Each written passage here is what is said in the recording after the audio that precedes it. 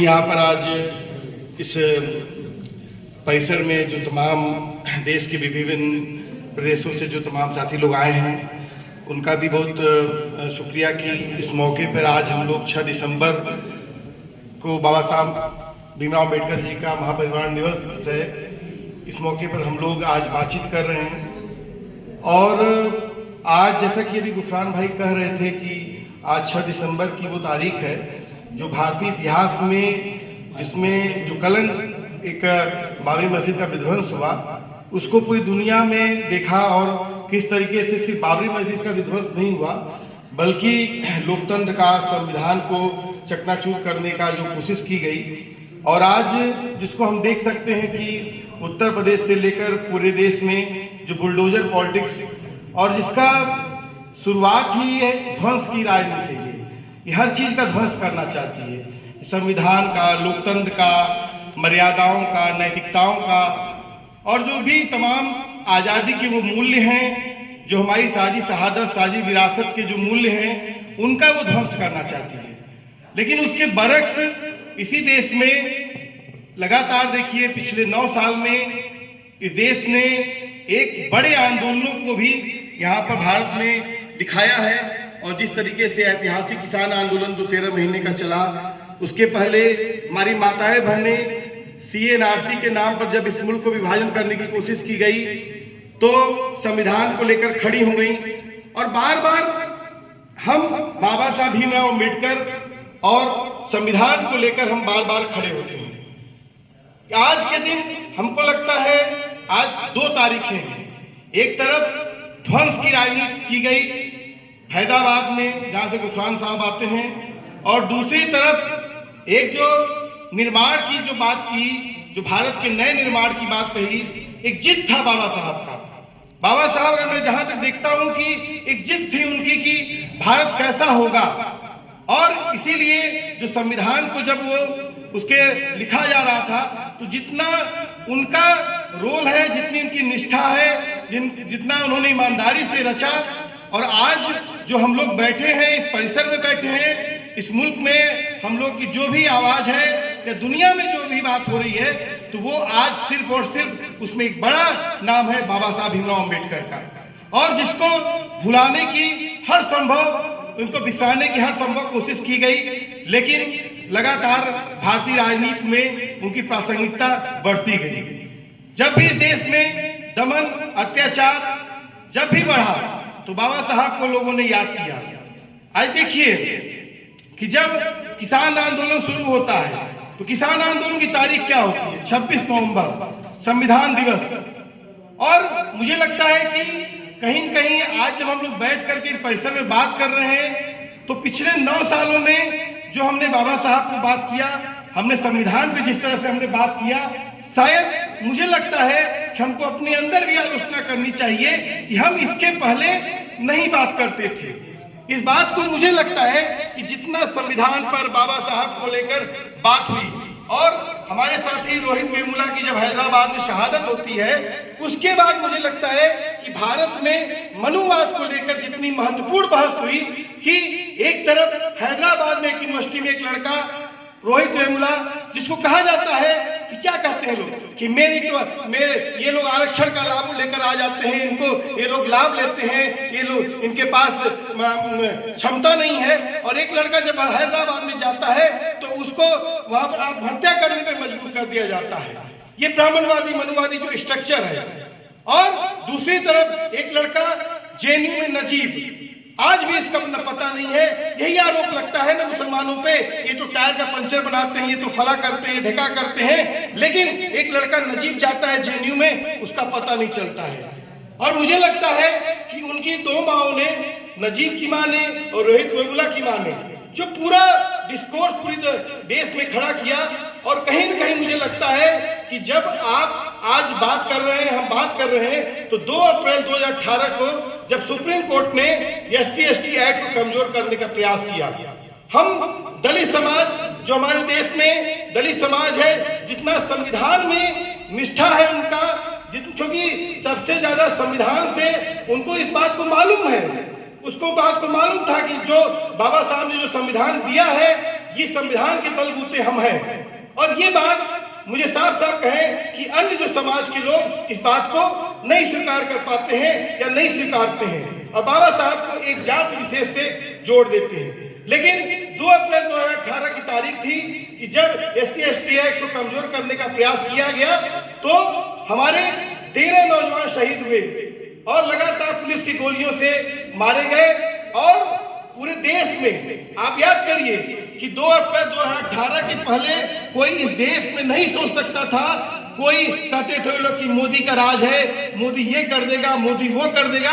लेकिन 2 अप्रैल 2018 की वो तारीख है कि जब हमारे देश का नौजवान सड़कों पर खड़ा हो गया और उसने कह दिया कि भारत बंद। और साफ कहते हैं हम, ये सिलसिला जो शुरू होता है कि अगर हमारे हक हकूक इंसाफ के सवाल को आप ये लोकतंत्र में एड्रेस नहीं किया जाएगा तो हम भारत को बंद करेंगे और उसके लिए शहादत देंगे। हम बिरसा मुंडा की परंपरा के लोग हैं, हम नाथूराम गोडसे की परंपरा के लोग नहीं हैं जो 92 में जो अज्ञाता ताइयों ने जिस तरह से किया। मुझे लगता है कि आज जब हम इस बात को बात करते हैं, जैसा कि गुफरान भाई ने बताया कि रिहाई मंच से हम लोग जुड़े हैं और लगातार हम लोग कार्य करते हैं। हमने देखा है उस दौर में कि जब आतंकवाद के नाम पर, चाहे वो कश्मीर के लड़कों का जब सवाल हो, चाहे हिंदू भारत के अन्य हिस्सों के सवाल, लड़कों का सवाल हो, तो लोग कहते थे कि आप इस तरह के सवाल उठाते हैं इसीलिए आपको STF, ATS, NIA परेशान करता है। लेकिन हमने देखा कि किसान आंदोलन में जो किसान नेता जब सवाल उठाने लगे तो उनके ऊपर भी गुंडा एक्ट UAPA के तहत कार्रवाई हुई। और आज हम जिस प्रांगण में बैठे हैं, हम फादर स्टैन स्वामी को याद किए बगैर हम इस पर चर्चा को नहीं कर सकते हैं। आज फादर स्टैन स्वामी उस बिरसा के उलगुलान, जो बिरसा ने जो उलगुलान शुरू किया था, उस उलगुलान को जिस तरीके से निरंतर जारी रखा। और आज देखिए कि भीमा कोरेगांव से लेकर दिल्ली की जेलों में लगातार हमारे इंटेलेक्चुअल, हमारे युवा नेता, हमारे तमाम जो इस तरह के जन आंदोलनों के नेता हैं आज जेलों में बंद हैं। आज हमने बार बार वो कविता हर सम्मेलन में, हर गोष्ठियों में की, वो पहले हमारे लिए आए, वो पहले हमारे लिए आए। लेकिन मुझे लगता है, साफ तौर पर मुझे लगता है कि हम कश्मीर के साथ नहीं खड़े हुए। हम आज मणिपुर जल रहा है, पूर्वोत्तर इसके पहले भी लगातार जला है, हम पूर्वोत्तर के साथ नहीं खड़े हुए। हम दक्षिण भारत में ऐसे जो तमाम सवाल थे, चाहे पंजाब के ऐसे सवाल थे, हम उनके साथ नहीं खड़े हुए। तो अगर आज हम झारखंड की धरती पे बैठ करके अगर बात कर रहे हैं तो झारखंड के, छत्तीसगढ़ के, उड़ीसा में जब माइनिंग हो रही थी, जल जमीन पे जो कब्जा कर रहा था कारपोरेट, तब हम नहीं खड़े हुए। तो वो जो लड़ाई हम नहीं खड़े हुए, आज आजमगढ़ में भी वो कॉर्पोरेट वो जाकर के वहां पर किसानों की जमीन कब्जा करने के लिए पहुंच गया है। तब हम जाकर के खड़े हुए। बड़े बड़े एयरपोर्ट, बड़े बड़े एक्सप्रेसवे के नाम पर आज लोगों की जमीनों को कब्जा किया जा रहा है। तो मैं बड़ी बात न करते हुए अपनी बात को मैं संक्षेप में लेता हूं कि आज जो लड़ाई, आज भारत जिस परिदृश्य में खड़ा है, या फिर एक तरफ जब हम बात कर रहे हैं तो इसी समय इजराइल और फिलिस्तीन के बीच में भी वहां पर वार चल रहा है। हमको तय करना होगा और साफ तौर पर हमको तय करना होगा। एक कविता है ना, तय करो आदमी के पक्ष में हो या फिर आदमखोर हो। हमको इस बात को तय करना पड़ेगा कि हम किसके पक्ष में हैं, और जो हम तय करेंगे वही आने वाले भारत के निर्माण के लिए होगा। और आज दुनिया को भी तय करना पड़ेगा। यही नरेंद्र मोदी है जो कि 2002 में जो कत्लेआम करवाया गया था, कत्लेआम करवाने के बाद इसी अमेरिका ने वीजा नहीं दिया था। और आज दुनिया में जाकर के कह रहे हैं, लगातार लोग क्या कहते हैं, वो बुद्ध की बात करते हैं, महात्मा गांधी की बात करते हैं, और करते क्या है कि वाराणसी में जाकर के जो गांधी का जो के नाम पर जो विचारों को फैलाने के लिए जो एक आश्रम था, सर्व सेवा संघ था, उसको बुलडोज कर दिया गया। तो सवाल इस बात का है कि हम यहाँ पर भी नहीं खड़े हुए थे। जब उत्तर प्रदेश में योगी राज आया, उस लॉटरी के नाम पर, जब लव जिहाद के नाम पर जब मुसलमानों पे जब हमले हुए तो लोगों ने कहा कि नहीं मुसलमानों पे है। फिर ओबीसी का बड़े पैमाने पर इनकाउंटर हुआ, फिर दलितों का इनकाउंटर हुआ, तो लोगों ने कहा कि नहीं ये सब तो अपराधी थे, अपराधी मारे जा रहे हैं। लेकिन नहीं, ये दरअसल एक राजनीति के तहत हो रहा था। और वो राजनीति आज देखिए किस तरीके से उस गांधी के विचार के एक स्तंभ सर्व सेवा संघ पर बुलडोज कर दिया गया और पूरी दुनिया में देखा गया, एक खामोशी सी छाई है। और मुझे लगता है कि जिस तरीके से हम कश्मीर पर चुप थे और हम झेल रहे हैं, आज भारत की जो हकीकत है और भारत के जो इस आतताई के साथ जो दुनिया के भर के लोग हैं वो भी इस बात को यकीन करें कि जो आज आप हमारे साथ नहीं खड़े होंगे, लोकतंत्र को बचाने के लायक नहीं खड़े होंगे, ये जो पूरा आतताइयों का जो पूरा साम्राज्य है दुनिया में फैल रहा है। तो मुझे लगता है कि आज अगर हम बाबा साहब भीमराव अंबेडकर को याद कर रहे हैं, आज बाबरी मस्जिद विध्वंस की बरसी है, तो मुझे लगता है कि जो विध्वंस की राजनीति है इसके खिलाफ हमको जो है संघर्ष और निर्माण की राजनीति को जो है हमको खड़ा करना पड़ेगा। और संघर्ष और निर्माण के बगैर मुझे लगता है कि कोई भी हम नया भारत नहीं बना सकते हैं। सब मैं साफ कह रहा हूँ, संघर्ष भी होगा और निर्माण भी होगा। और इस दौर में अगर हम बात करते हैं कि लगातार जो ये 3 दिन का सम्मेलन है, मुझे लगता है कि इस 3 दिन के सम्मेलन के बाद हम लोग एक निष्कर्ष पे पहुंचेंगे और जो भी देश में तमाम जगहों से लोग आए हैं वो एक रणनीति के तहत एक बातचीत करेंगे, सबकी सहमति से हम नए सिरे से हम कैसे चीजों को आने वाले दिनों में और भी बेहतर बना सकेंगे, अपने संघर्षों को तेज कर सकेंगे।